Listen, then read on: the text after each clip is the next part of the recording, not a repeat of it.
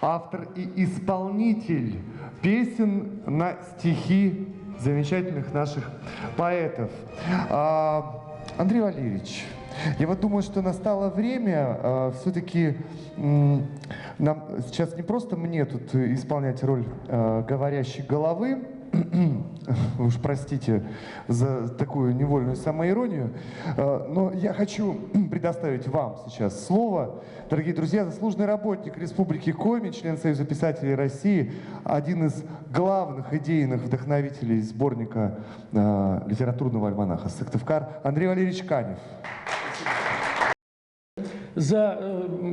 Начать свое выступление хочу с небольшой предыстории, как этот альманах появился вообще на свете. И не упомянуть Виктора Анатольевича Шевцова, который стоял у истоков создания этого альманаха, невозможно. И поэтому я говорю, что вот именно этому человеку был тогда не управление культуры, а отдел культуры, он был начальником отдела культуры администрации города Сыктывкара. И благодаря ему и появился этот альманах. Расскажу сейчас почему. Дело в том, что я тогда работал зав. Отделом, был у меня такой хитрый отдел газеты «Вечерний Сыктывкар», который отвечал за криминал и за культуру. То есть вот такая смесь. Почему за культуру? Потому что я как бы был писатель. Почему за криминал? Потому что мой отец, служа в МВД, возглавлял тогда газету «Сирена» МВДскую и поставлял мне информацию. В общем, вот так сложилось. Подхожу, ездили в Китай, большая делегация Сыктывкара. Вернулся Виктор Анатольевич, необходимо было сделать с ним интервью. Мы сделали с ним интервью, потом мы с ним разговариваем, и я думаю, ну, чиновник же, надо же что-то вот как-то вот его попросить. Коль такое случилось, что я у него интервью взял, что оно ему понравилось, вот, когда вышло в газете, и говорю: Виктор Анатольевич, вы понимаете, я вот веду литературную там полосу в нашей газете, и у меня накопилось очень много хороших стихов, прозы наших авторов. Вот как бы вот нам бы стихотворные сборники сдать? А он человек такой, который всегда идеями был наполнен, решал всегда проблемы, такой очень человек был на том посту, очень такой решительный. Он такой смотрел на меня и говорит: так, 620-летие степановской письменности. Вот под это мы сборник и издадим поэтический. И мы его назвали «Звезда забытого завета». Первый маленький такой сборник. Еще «Звезда забытого поэта». «Звезда забытого, да, завета» вот издали такой сборник, который имел очень большой успех, потому что там были собраны, ну, просто сливки. 93-й год. Это да. У меня есть этот сборник. Ну, конечно, были сливки собраны. Но как родился альманах? Дело в том, что, хорошо, я так думаю, что стихи мы выпустили, но у меня же громадное количество прозы есть. И вот сейчас сидит здесь еще второй человек, благодаря которому вышел сборник прозы уже сыктывкарской. Сергей Васильевич Журавлев. Прошу любить и жаловать. Он ко мне подходит и говорит: Андрей, вот надо бы как-то, вот я нашел, рылся там в это самое, в бумагах, нашел неопубликованный рассказ отца. А Василий Журавлев-Печорский – это отец Сергея Журавлева Васильевича Печорского. Ой, Сергей Журавлев. Вот. Я говорю: так слушай, давай издадим. Ну, говорю, ну он же такой, это же Журавлев-Печорский, это же что в газете, газета городская, что в газете? А давай-ка мы сделаем книжку прозы. И я опять по протаренной дорожке, значит, к Шевцову. И говорю: вот так и так. Вот есть проза, вот надо бы издать. Он тут уже немножко, ну, вы понимаете, чиновники, они же как бы, они не только вот люди, которые умеют решать вопросы, но которые еще заставляют считать деньги. И он знает, что на что-то у него есть, на что-то у него нет денег. И он говорит: так, надо подумать, Андрей Валерьевич, надо подумать. И тут я выкладываю свой козырь. Нас будут помнить в веках потомки. Мы сделаем для истории литературы огромное дело. Мне Сергей Журавлев принес неопубликованную рукопись Василия Журавлева-Печорского. Мы бы могли поставить туда, в этот сборник. Тут уже, смотрю, у Шевцова глаза заблестели. Он понял, что действительно это стоит делать. И мы издали вот так сборник, который назывался «Авария». В 2000 году, в 2000 году, когда было создано было создано вот это вот культурологическое общество Сыктывкар, создал его замечательный ученый Владимир Николаевич Демин. Вот, и каждый альманах выходит, предваряется, что это проект доктора филологических наук Владимира Николаевича Демина. И он мне предложил в одной из бесед, а он был мой руководитель, когда я в аспирантуре и еле учился, он мне предложил: Андрей, а что вот только проза, что только стихи? Вот давай будем культурологические статьи, исторические статьи публиковать в твоем альманахе. Вот, и как бы литературоведческий статус же его как сразу поднимется. Как поднимется статус этого издания? И давай-ка назовем мы его Сыктывкар. Вот таким вот образом родился литературный альманах Сыктывкар. Так что моего участия здесь очень-очень мало. Просто мне везло на тех людей, которые оказывались рядом со мной и которые помогали вот этому процессу издания вот этого сборника. Когда выступала Надежда Евгеньевна, она немножко меня опередила, и я-то хотел начать свое выступление, пришлось перестраиваться. Я хотел начать свое выступление с того, что литературный альманах Сыктывкар – это трибуна не только замечательных наших поэтов, писателей признанных, но еще и молодых поэтов и писателей. Я прошу вас поаплодировать самому молодому автору альманаха Сыктывкар Вильям Яцко, который издал рассказ в этом альманахе. Пожалуйста, покажите.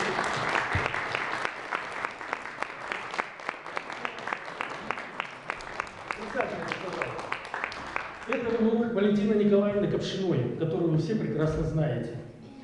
Вот, и еще я сам прочитаю стихотворение, потому что думаю, что человек смутится. Вот, я хотел бы также представить стихи молодой начинающего автора Василины Чупровой и прочитать ее одно стихотворение. «Девочка и ночь. Эту ночь доброй не назовешь, полная боли, слез. Ты ревешь, мысли путаются, девочка глупая. Когда-нибудь ты все поймешь, а хочется жить. Здесь и сейчас жить, но как ты не поймешь? Но крылья слабые, местами рваные.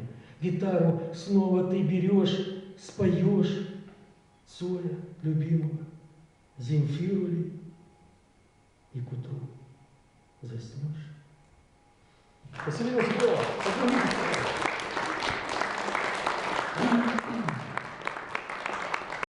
людей, которые делают наш альманах таким вот, ну, скажу, немножко патриархальным.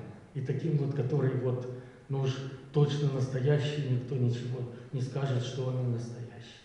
Это наши замечательные, слово «старики» я беру в кавычки и произношу его как бы очень нежно. Автора этого альманаха Митрофан Курочкин.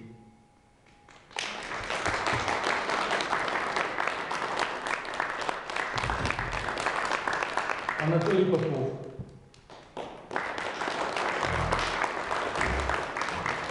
Мария Кузьмина. Вениамин Полещиков. Александр Мишарин.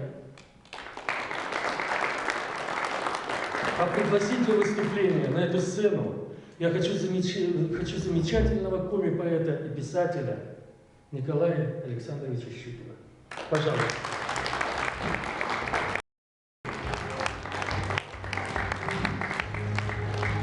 Боюсь, два слова одного из... Ну, правда, по-моему, сейчас Андрей Валерьевич говорит, что он начинающий автор,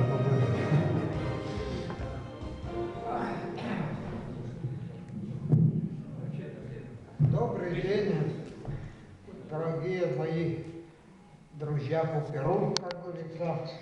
Но вы меня извините, но я буду читать такие стихи, потому что я в конце работал, и вот потом это. Сейчас.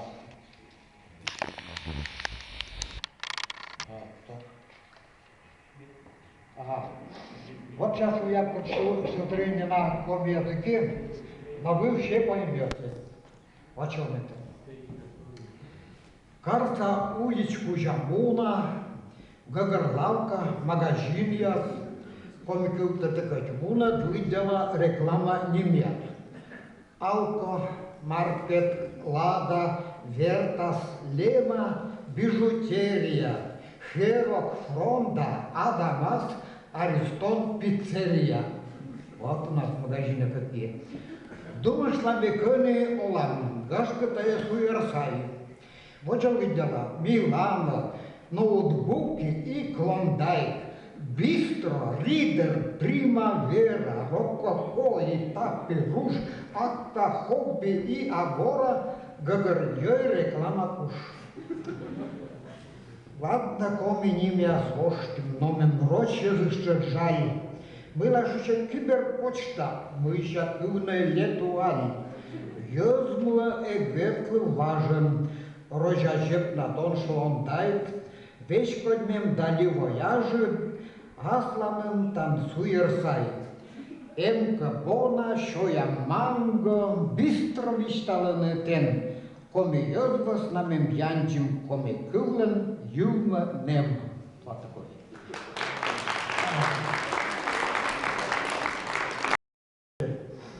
Ой, вы, наверное, смотрите все время это кривое зеркало, да? Вот. Я почему-то их терпеть не могу сейчас уже. И вот я написал про кривое зеркало, перевел его Алексей Карпов. Давно идет по телевизору кривое зеркало, а там уже как будто с неким вызовом, кривляясь, занят Петросян. С ним Щепаненко на подмостках, его болтливая жена. Чтобы пустое выдать броско, уж так ущерствует она. Там новых русских бабах смело два представляют мужика, и вместо праведного дела давно валяют дурака. И Юрий Гальцев, тучный Боров, скупой гримастой тоже тут, но ни один сказать не здоров, а что же цены так растут. Ведь там еще немало прочих числом, наверное, целый взвод, да только и видеть их не хочет уставший в горестях народ. Мелькает там и Жириновский, бессменный думский депутат, хотя бывает он и жесткий, но посмешить порою рад. Политик чей давно заметил, что в нем божественный огонь. И потому на этом свете еще вдохновенно может он. Могу, мол, быть и президентом, попутно мир честной смешить, и прям с таким президентом он может даже женщин бить. И москвичи все мощные льются, их жизнь за горло не берет. Аплодисменты густо льются, у них ведь нет других забот. А мне вот, коми человеку, смерть ни на чем на ум не идет, когда неясной жизни блеклой, который воду душу ждет. Я перестал давно смеяться, а значит, пуп не надорву. Схожу-ка к новым русским, братцы, а вдруг жалеющие нальют. Фронт жена, а я попал в технические части. 4 долгих встретила жена, моя жена с погонами майора.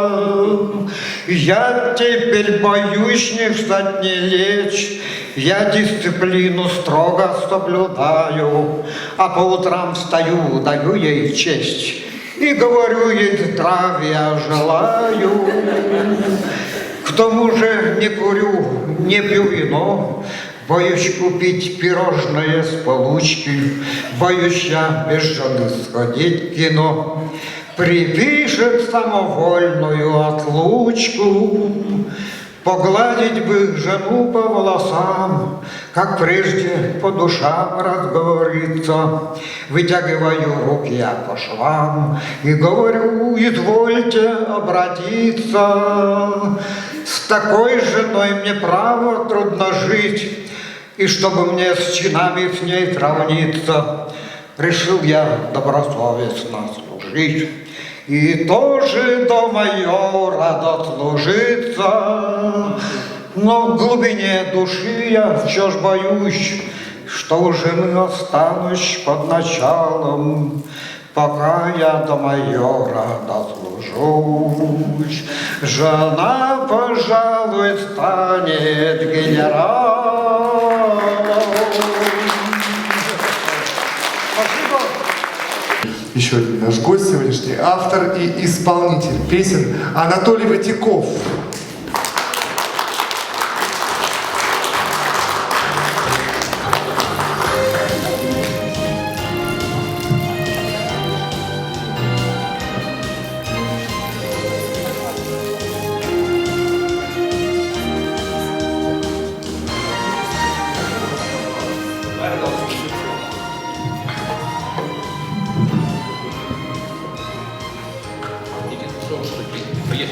Дело в том, что я сейчас хочу, если что, извиниться, потому что я сегодня так отработал сутки и еще не спал, так что слова могу забыть.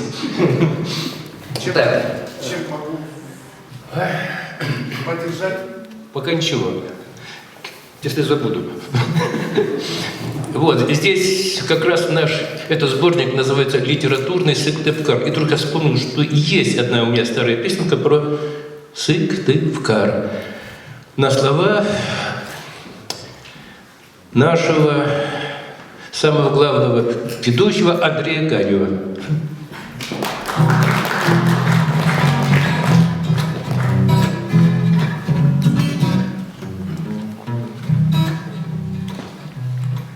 Мой столичный Сыктывкар весь в неоновых рекламах, словно ей под Новый год.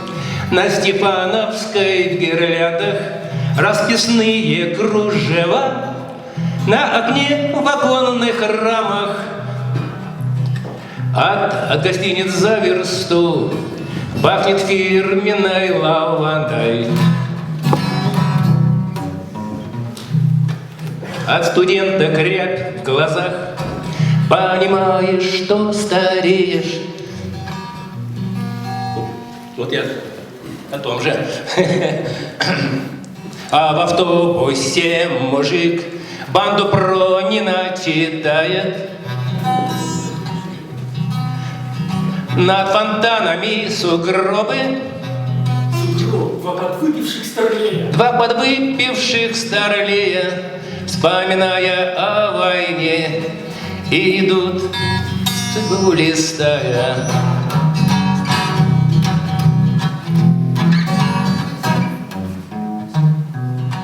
Греховодница зима замела о грехе лета, мусор павшую листву, снег укрыл от глаз прохожих, как невеста под вуаль, спрятал все свои секреты мой столичный городок, на провинцию похожий.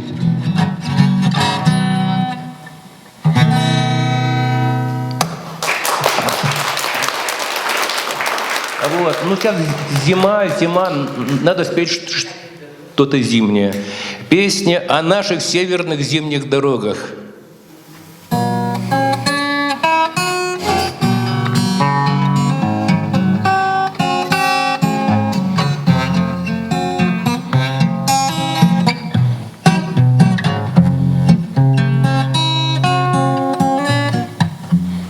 Вот дорога белой лентой, и не так уж все нелепо. По заснеженным болотам повороты, повороты. И высвечивают фары не столичные бульвары, сосны, сосенки и ели, что в снегу оторопели. И не так уж все нелепо. Будет осень, будет лето, жить Россию понемногу по обочине дороги. Кроют снежные заносы нашей жизни перекосы. Выбираем мы дорогу, значит, поживем немного. А за нами следом плоским, где широкие полоски с ночи обновляет зимник газик старенькой резиной. И не так уж все нелепо. Будет осень, будет лето. Жизнь Россию понемногу по обочине дороги. И в дорогу фарой целит, словно мы на самом деле нашей жизни половину на дорогу обронили.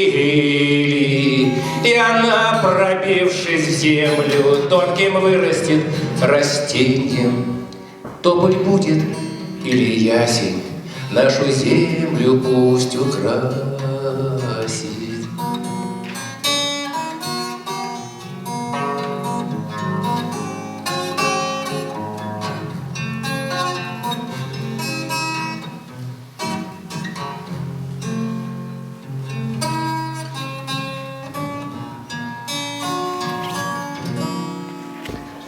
Спасибо.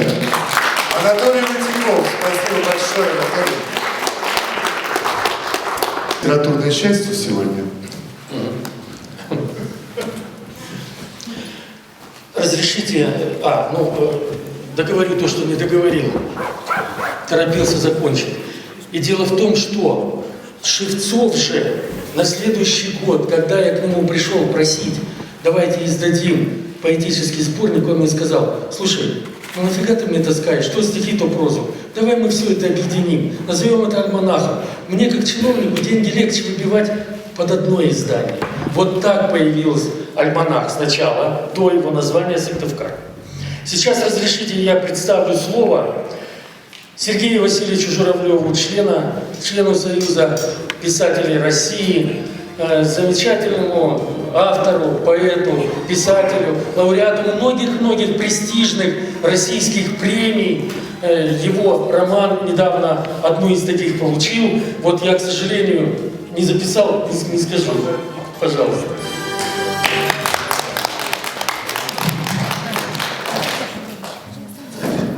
Слышно, да?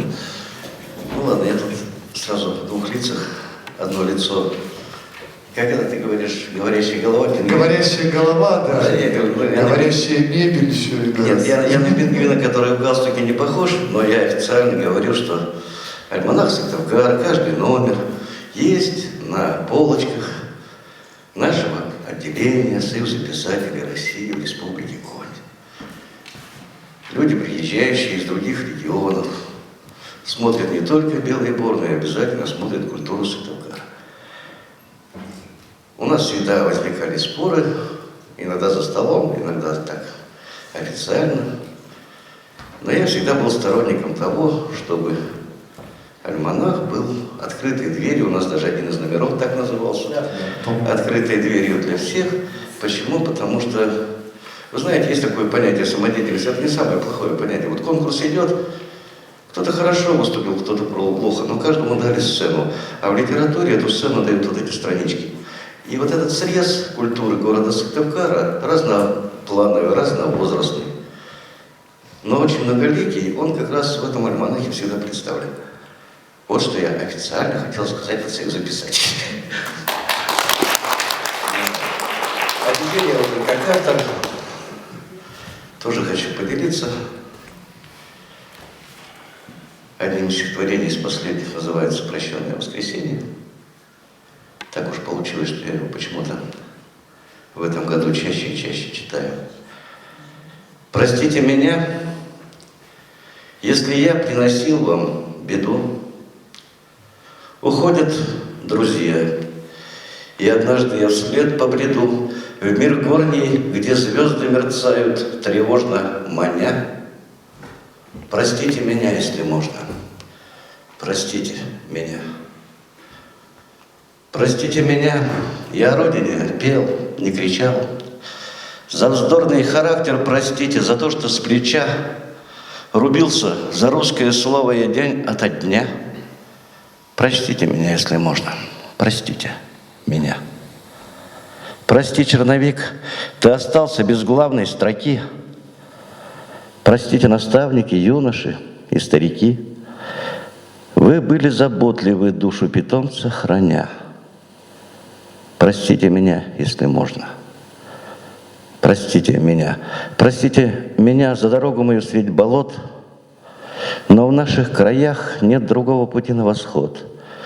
Сквозь смрадные топи я обрел, никого не виня. Простите меня, если можно. Простите меня. Ну и еще не такое, что ли, минорное, которое не свое. Но вот замечательное стихотворение Журавлева-Печорского. Я стараюсь всегда вспоминать его стихи. Я никогда не отказывался от отца, но никогда не брал его псевдоним. То есть писательского. А может быть, Журавлев Сыктывкарский просто? Ни к чему. Отец вступал в литературу, когда было 6 Василия Журавлевых, и один себя очень неприлично повел. Тамбовский Журавлев Василий опубликовал стихи Блока под своим именем. И поэтому, скажем так, история нашумевшая, в песне Высоцкого упоминается, да? Но вот чтобы себя выделить от всяких тамбовских, отец взял такой псевдоним, указав откуда. Он не отказался от фамилии, но в то же время показал откуда, что я с Печоры. А брать там Журавлев-Учегодский уже глупо, ни к чему. Да и бычек не выговаривается так же, как Сыктывкар у многих других людей. Так что останусь Журавлевым. Вот, а вот стихотворение отца я прочитаю обязательно. Почему? Потому что светлое, доброе. Я бродил поедами, по лесам еловым, где и сам не ведаю, заблудился снова. Ни дорог, ни выстрелов за лесные топи завела нечистая по звериным тропам. Я венок из мяты подарил осинке, видя, что сахатый надломил рябинку, травяной на ранку наложил я жгут. Ничего, смуглянка, к свадьбе заживут. Где бродил, не ведаю, завела тропинка. Где бродил, не ведаю, далека опушка. Но открыла едома дедову избушку. Растопил я каменку, слушая с порога, как искали заиньки для меня дорогу. Ночь, утром я к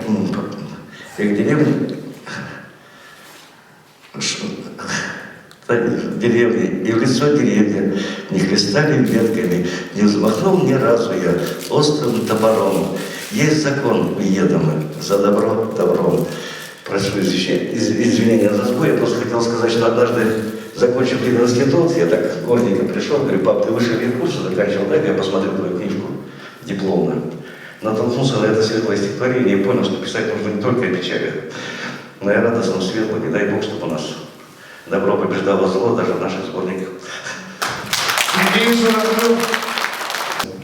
Что, для меня открытие в том смысле, что я этого человека знаю давно, примерно столько же, сколько существует литературный альманах. Вы хотите пригласить сами? Я не знаю, как там, просто я намекаю. Пригласите, ладно, хорошо. И с этим человеком мы учились вместе на филологическом факультете Сыктывкарского госуниверситета, тогда еще не имени Петерима Сорокина, Наталья Катрук.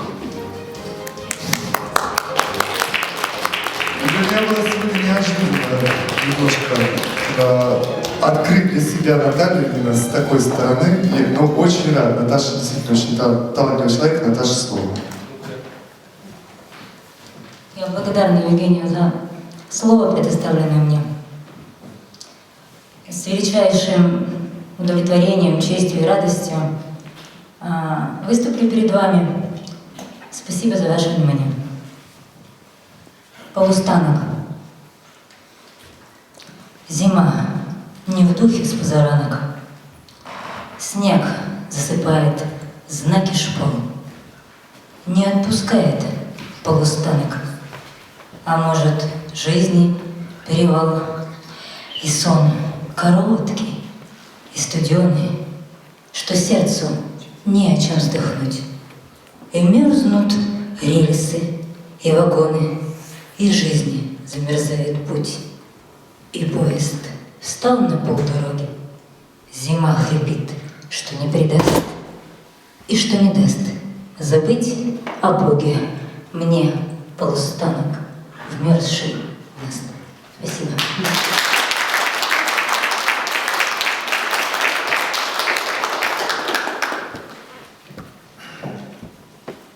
Пусть будоражат окрики ночные, я отдышусь попозже, пережду.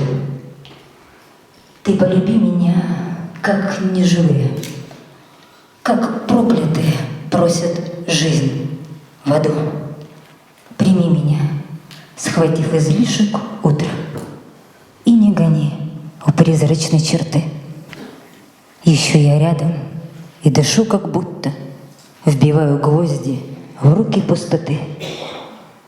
Холодный подоконник, утро, рано. Здесь мир не твой, не наш, как на виду. Ты полюби меня, открыта рама. Нет, не сегодня, позже, пережду.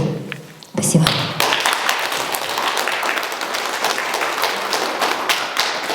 И напоследок. Я входила в воду по колено, душу, будто юбку подоткну, и смотрю с тревогой неизменно, в темную смотрю я глубину. По отлогу вновь катилось солнце, вечер плавал сонной полосой, и любовь моя глядела в донце, в омут, словно камень жерновой. Сердцем я тонула неумело, все же оставаясь на песке. Сколько здесь в речную тьму смотрела, сколько здесь молчать моей реке. Благодарю. Наталья Костюк.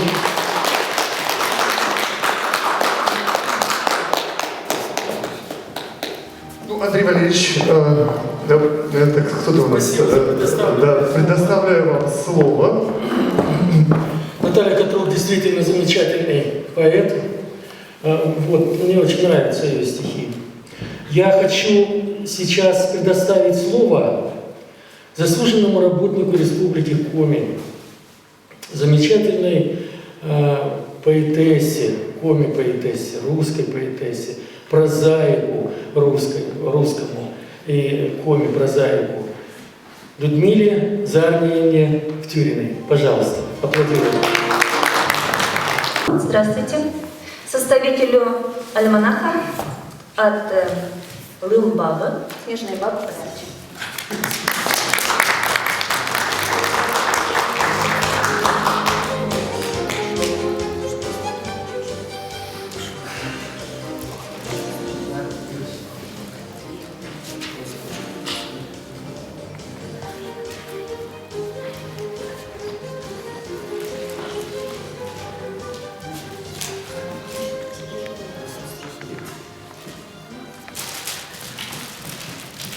Я вчера весь вечер готовилась к этой встрече.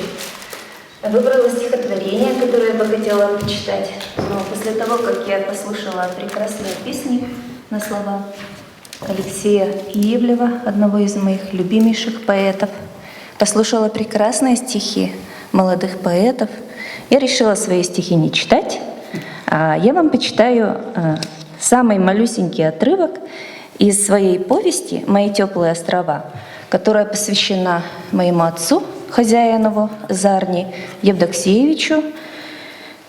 Самый малюсенький. Можно? На русском языке. Хотя эта повесть в оригинале написана на коми-ижемском диалекте, который очень восприняли в штыки. Целая группа ученых ко мне приходила на работу разбираться со мной. Ну, я перевела потом на русский язык, и вот опубликовали. Вкусная оленина. Перед сном мне, сестре и братьям хочется чем-нибудь полакомиться. Охотно составляем компанию отцу, заглянувшему на кухню. Садимся за стол и чинно пьем с ним по кружке прохладной простокваши. И все же чего-то не хватает для полного счастья. Чем-то бы еще поживиться. Тогда отец приказывает занести из сеней колбасу. Так он в шутку называет замороженную оленину. В сенях жуткая темнотища, и туда никого не тянет. Но все знают, что под потолком слева есть выключатель. Я приоткрываю входную дверь и, встав на цыпочки, долго шарю по стене в поисках выключателя. Щелкаю им, и в сенях вспыхивает свет. С победным видом заношу из сеней в дом колбаску. Отец с выпеченным брюхом важно сидит за столом, держа наготове кухонный нож. Он неторопливо нарезает оленину на тонкие ломтики. Мы сидим на лавочке напротив и смотрим, как быстро прибывает на тарелке горка аппетитной колбаски. Терпеливо ждем, и только после родительского разрешения кидаемся на замороженную сырую оленину, макая ее в соль. Но, слава богу, заморили червячка. Все сыты и довольны. Хитро прищурившись, глава семейства восседает на своем фирменном стуле, уютно поместившемся в нише между сервантом и столом. Разрумянился как раз на солнышко, видимо, от того, что доставил удовольствие детям и сам наелся северной колбасы. Она перед глазами. Кухонка светлица, где так хорошо маленьким сердцам. Передо мной искрящиеся весельем голубые отцовы глаза, которые так любили нас, своих милых детей. Никогда не забудется вкус тающего во рту северного лакомства, замороженной оленины, которую никогда не пробовали мои дети, выросшие в городе. Аплодисменты. Всегда приятно слышать, на самом деле, именно авторские исполнения, потому что мы, артисты, потом всегда... В нем выступают целые авторские коллективы. Вот, например, всегда приятно работать с литературным объединением «У Камелька», Эшвинским литературным объединением, авторов которого я сейчас к вам сюда приглашаю. Пожалуйста. Пожалуйста, Камелек, тем составом, каким здесь присутствует, поднимает.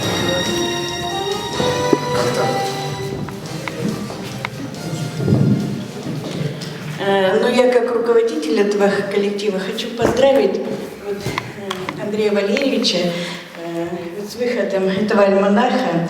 Мы тоже 15 лет выпускаем свои альманахи, но всегда впереди мы смотрим на альманах Андрея Валерьевича и стараем равняться по этому альманаху.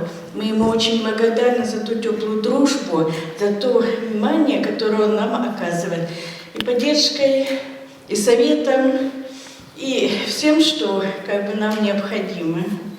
Ну, здесь, конечно, не весь коллектив представлен. Вот в зале еще сидят, но они, видно, потом выйдут. Или какие-то у них другие задумки.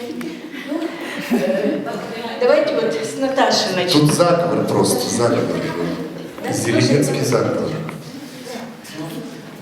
Поскольку 95 лет в Республике Коми и альманах посвящен этому, я думаю, уместно будет почитать стихи, написанные на Приполярном Урале. Это наикрасивейшее место не только в Республике Коми, но я думаю, что и в России. Сейчас оно является центром паломничества. Ну и вы знаете, что больше всего в Республике Коми посещают национальный парк Юго-2, Приполярный Урал. Приезжают не только со всей России, но и со всего мира. В этом году особое большое количество туристов приезжало, так что в день там больше 100 человек можно было встретить, как тропа до Монараги от базы Желанной, она просто как пешеходная, туда и обратно люди снуют.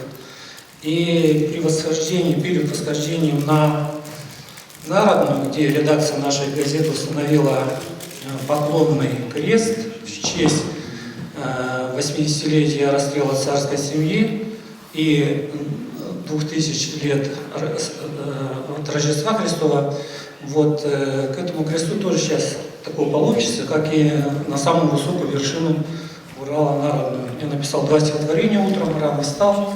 Одно из них: «Взмывает в небеса душа моя, как птица, клубятся облака в серебряной дали, на солнце ручеек сверкает и искрится, и весело плывут по небу корабли.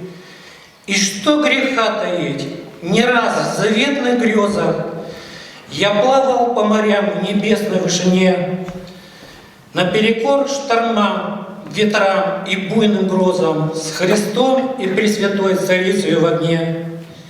И вместе со Христом в небесной горной сине готов я всех любить, весь мир земной обнять. Лишь только бы всегда цвела моя Россия, звенел святой родник и длилась благодать».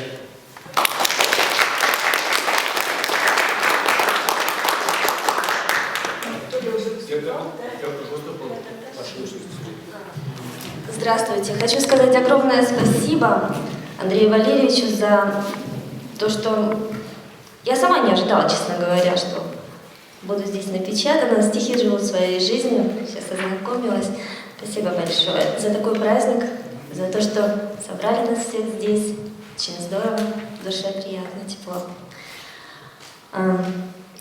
Обиды настолько в прошлом, другая жизнь. В этой нет ничего. Зарождение дня и неотступное, слышишь? Живи, держись за край надежд оттепель. Меня за неотступное, Боже, тебя храни. За неустанное верю в тебя, родной. Лучший подарок на Рождество просить стану. Вернись в эту жизнь домой. Спасибо.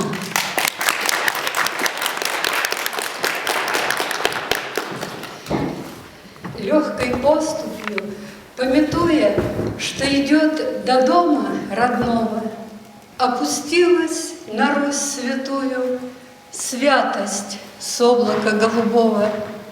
Не кичилась она, не кричала, а тихонько стучалась в души. Те, к кому она достучалась, те, кем зов ее был услышан, распустили крыла, как птицы, и взметнули ввысь над землею. И сверкают теперь зорницы над Россией, Русью святою.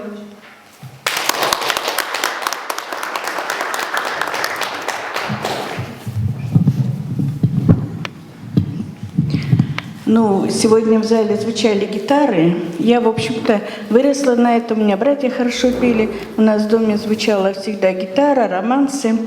И вот, наверное, и о тех гитарах, которые сегодня здесь звучали, которые были в моем детстве. Семиструнная, спой мне, гитара, отзовись мелодичной струной, чтобы дом я увидела старый. 3 ступеньки, порог небольшой, у дороги, где зелень крапивы, где наш дом, а за домом сарай. Прокатись переливом красивым, для меня ты как в детстве, сыграй. Пусть твои задушевные звуки перекинут меня далеко в мир, где добрые мамины руки прикасаются нежно, легко.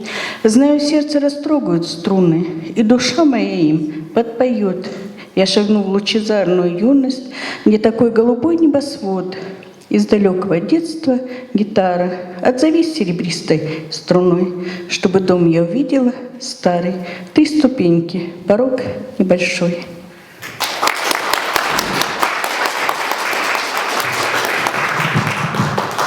Добрый день всем. Хочу сказать спасибо издателям этого сборника и, конечно, Андрею за то, что в сборнике есть стихи моего мужа Владимира Гоголя, которого уже нет в живых. И мне хочется прочитать одно из стихотворений, которое есть в этом сборнике. Не придуманы еще средства. Видно это от нашей лени, чтобы обратно вернуться в детство, чтобы уткнуться к маме в колени. А бывают в жизни минуты, когда тошно от тихой грусти, и судьба навевает путы. Только в детство уже не пустят. Нам вперед этот путь проложен. Мы большие, сами, с усами, уже внуками сам обложен. Но бывает, хочется к маме, ласки хочется, слов сердечных, утешение — лучшие средства от хлопот этих бесконечных. Но закрыта дорога в детство. Спасибо. В вечернем Сыктывкаре она пришла такой молодой девочкой-практиканткой к нам туда учиться журналистике. Пишет она сейчас замечательные стихи. Пожалуйста, Ирина Самар, встречайте. Я так и знал. Я так и знал. Сегодня просто и театралка, и в хоре поешь, чего только не делаешь. Я еще крестиком вышиваю. А гладью? Ну, гладью-то вообще просто вот с садика. Это все шутки, конечно. Ну, нет, я вышиваю на самом деле. Я хочу сказать, что да, вот Женя взял и сдал, в общем, нас с Наташей с потрохами, что мы знакомы столько, сколько этот альманах. При этом, понимаешь, для меня момент Натальи действительно открытие, потому что то, что ты у нас писательница, мы это знали вот, действительно с тех пор, когда ты еще практиканткой в вечернем Сыктывкаре была. А Наталья, она как-то все скрывала. Про Наталью, да, для меня само было открытие примерно год назад, когда я познакомилась с Наташиными стихами, уже больше 20 лет будучи знакомой, почитала и просто обалдела. И я рада, что сейчас Наташины стихи читают много людей, они доступны, она их теперь не прячет, не скрывает, они публикуются. Вот. А по поводу альманаха хочу сказать, что действительно при мне появлялись все сборники, начиная с первого, я помню, и «Звезду забытого завета». Это все шуточки, конечно, наши ехидные писательские. И «Звезду забытого завета», и «Аварию». Помню, как альманах менялся его внешний вид, его толщина, его список авторов. Переплет, да, список авторов, жанры, жанровое наполнение, предисловия менялись. Менялось даже эмоциональное какое-то вот состояние большинства произведений. Были одни времена, другие времена, и, соответственно, такое же настроение, это отражалось все. Вот, наверное, неизменным было одно.